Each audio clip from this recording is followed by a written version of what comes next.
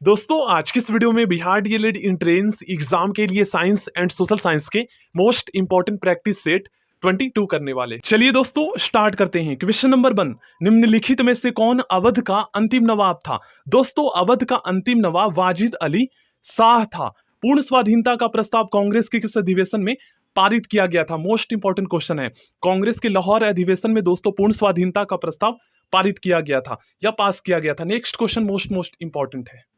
बंगाल विभाजन की घोषणा के बाद किसके नेतृत्व में मुसलमानों का एक शिष्टमंडल वायसराय लॉर्ड मिंटो से मिला था? दोस्तों आगा खान के नेतृत्व में। और देखिए बंगाल विभाजन से भी दोस्तों 3 से 4 क्वेश्चन हर एग्जाम में पूछे जाते हैं। एक क्वेश्चन ये पूछा जाता है कि बंगाल विभाजन की घोषणा किसके द्वारा की गई थी और कब की गई थी? तो लिख लीजिए 19 जुलाई 1905 को लॉर्ड कर्जन के द्वारा दोस्तों बंगाल विभाजन की घोषणा की गई थी। अब एक क्वेश्चन ये पूछा जाता है कि बंगाल का विभाजन कब हुआ था? तो एग्जैक्ट डेट याद कर लीजिएगा, 16 अक्टूबर 1905 को।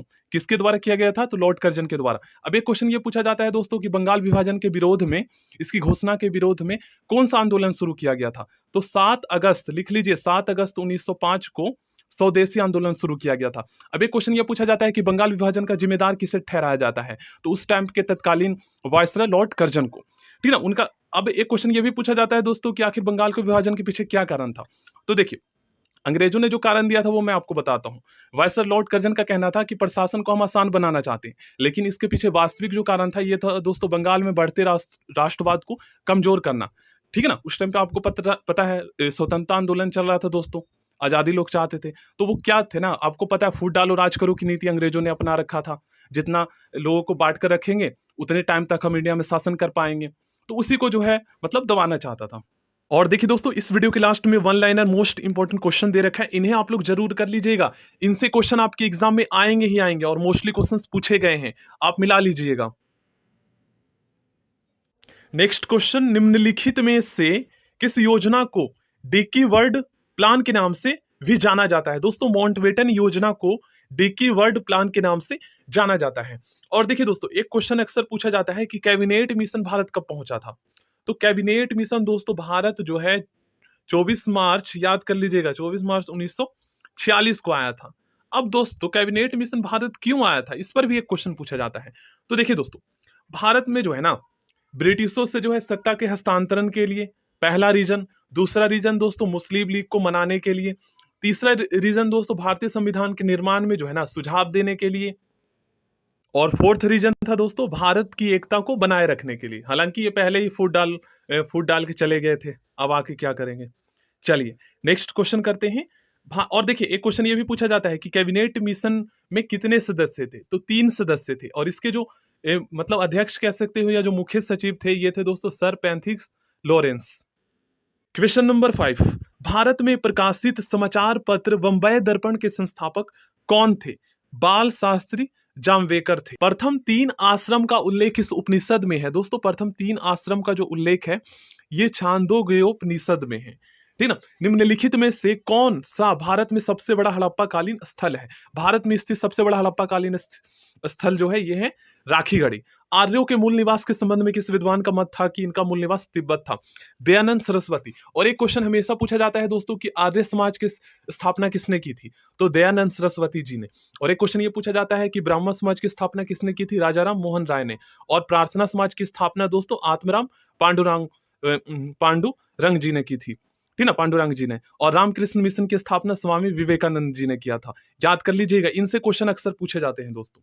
नेक्स्ट क्वेश्चन करते हैं। क्वेश्चन नंबर 9, किस धर्म का यह मत है कि मोक्ष इस जीवन में भी संभव है, इसे प्राप्त करने के लिए मृत्यु आवश्यक नहीं है? बौद्ध धर्म का यह क्या है दोस्तों? मत है। ठीक ना। नेक्स्ट क्वेश्चन, अशोक ने किस अभिलेख में समय को सम्राट कहा है? इस अभिलेख का नाम है दोस्तों भाब्रू अभिलेख। दशावतार मंदिर का निर्माण दोस्तों गुप्त काल में हुआ था। ठीक ना, दशावतार मंदिर का निर्माण गुप्त काल में हुआ था। प्रसिद्ध शासक अमोघ वर्ष द्वारा कविराज मार्ग की रचना किस भाषा में की गई थी? कन्नड़ भाषा में की गई थी। ठीक ना, कविराज मार्ग की रचना। दिल्ली सल्तनत के किस शासक ने शुद्ध अरबी सिक्के चलाए थे? इनका नाम है दोस्तों इल्तुतमिश। ठीक है, इनका इल्तुतमिश नाम थे। निम्नलिखित में से किसने महाद्वीपीय विस्थापन का सिद्धांत दिया था?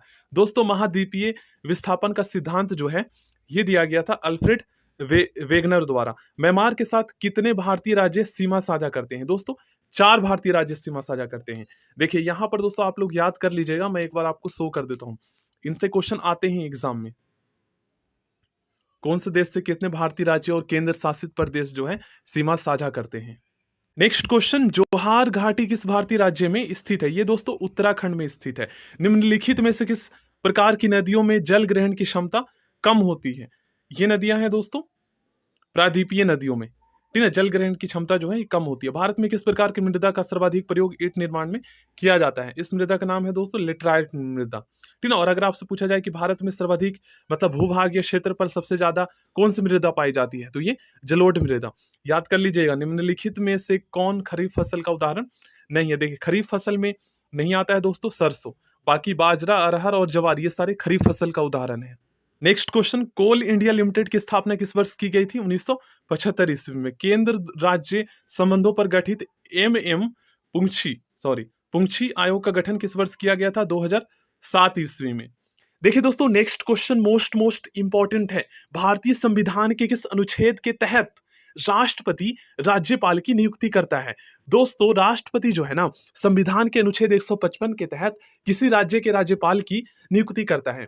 तो आपको पता चल गया कि राज्यपाल की नियुक्ति राष्ट्रपति करता है। और देखिए एक क्वेश्चन ये भी पूछा जाता है दोस्तों स्टूडेंट को कंफ्यूज करने के लिए कि किसी राज्य के राज्यपाल की जो है ना उसकी पद और गोपनीयता की शपथ कौन दिलाता है? तो पद की शपथ दोस्तों उस राज्य के हाई कोर्ट, जिसे हम उच्च न्यायालय कहते हैं, वहां के न्यायाधीश दिलाता है। वो जो है ना मुख्य न्यायाधीश भी हो सकता है। तो याद कर लीजिएगा, पद और गोपनीयता की शपथ जो है वो उस राज्य के हाई कोर्ट के मुख्य न्यायाधीश दिलाता है और नियुक्ति भारत का राष्ट्रपति करता है। दोनों सदनों की संयुक्त बैठक की अध्यक्षता निम्नलिखित में कौन करता है? मोस्ट इंपॉर्टेंट क्वेश्चन है और इनसे भी 2 तरीके से क्वेश्चन पूछे जाते हैं स्टूडेंट को कंफ्यूज करने के लिए। एक क्वेश्चन तो इस तरीके से पूछा जाएगा कि दोनों सदनों की संयुक्त बैठक की अध्यक्षता कौन करता है? तो ये पूछा जाए तो आपको बताना है लोकसभा अध्यक्ष। लेकिन यहीं पर अगर पूछा जाए कि दोनों सदनों के संयुक्त अधिवेशन कौन बुलाता है, ये पूछा जाए तो भारत का राष्ट्रपति। क्वेश्चन नंबर 24, संसद के सत्र आरंभ होने के बाद राष्ट्रपति द्वारा जारी अध्यादेश कितने समय के भीतर दोनों सदनों द्वारा अनिवार्य रूप से पारित किया जाना चाहिए? 6 सप्ताह के भीतर। मोस्ट इंपोर्टेंट क्वेश्चन, भारतीय संविधान में संसदीय विशेषाधिकार किस देश के संविधान से लिया गया है? ऑस्ट्रेलिया के संविधान से। देखिए कौन सा प्रावधान दोस्तों किस देश के संविधान से लिया गया है, इस टॉपिक से बहुत सारे क्वेश्चंस एग्जाम में पूछे जाते हैं। तो इसका आप लोग स्क्रीनशॉट ले लीजिएगा और एक बार अगर आप ध्यान से पढ़ भी लेंगे ना तो आपको याद रहेगा।